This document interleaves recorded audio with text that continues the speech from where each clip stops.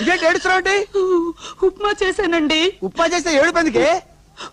ఉప్మా చాలా బాగా కుదిరిందండి. బాగా కుదిరితే సంతోషించాలి గానీ అలా ఎక్కిలెక్కలు పెట్టి ఏడుస్తావంటే వెర్రి మొహం. అతడికి ఉప్మా అంటే చాలా ఇష్టం అండి. ఎత్తగాడికి? అదేనండి నా గోపికి. నీ గోపికి ఇష్టమా? విజిటింగ్ కార్డు ఇచ్చారుగా, అడ్రస్ వెతుక్కుంటూ వెళ్ళి చక్కరేసుకొని తినిపించిరా పో. ఛీ, నేను పతివ్రతనండి.